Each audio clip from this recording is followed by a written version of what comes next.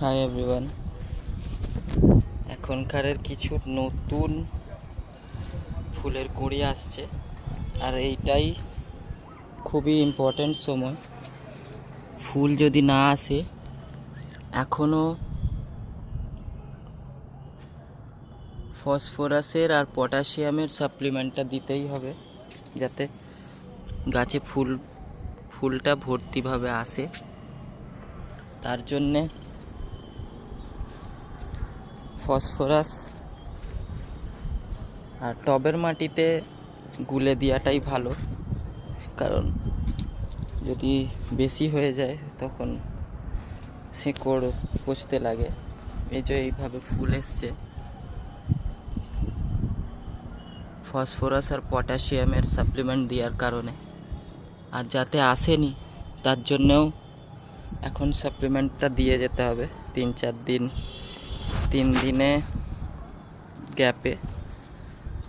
প্রথম দিনে 05234 water সলিউবলটা plus 0050, আমি এতে 3-3 গ্রাম বা 4-4 গ্রাম লিটারে গুলে এই মাটিতে ঢেলেছি, যার জন্যে এই ফুল এইভাবে এসছে প্রত্যেক এতে।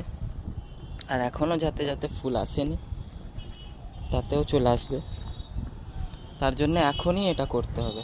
প্লাস 4 দিন পর ক্যালসিয়াম নাইট্রেটটা দিতে হবে যাতে ফুলগুলো স্ট্রং আসে। আর বোরনের স্প্রে করতে হবে। এটা খুবই ইম্পর্ট্যান্ট সময় ফুলের জন্য বা ফুলটাকে সেভ করার জন্যে।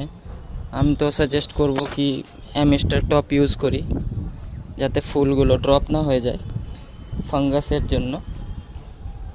এতে যেমন এখনও আসেনি, তবে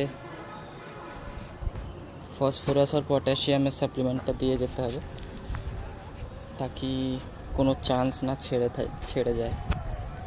ওই কোনো ক্ষতি নেই 4 গ্রামে। এটা 1 বছরও হয়নি এই গাছটা। আমি রুট স্টকটা একটা কমলা লেবুর মানে গাছ ছিল, ওটা ভালো লাগেনি, তো আমি চেঞ্জ করে এটা সুইট ম্যান্ডারিন, এখানে ফ্রিমন্ড আর এখানে আফুরার, এই 4টে জাত আমি এখানে রেখেছি। আর দেখো 6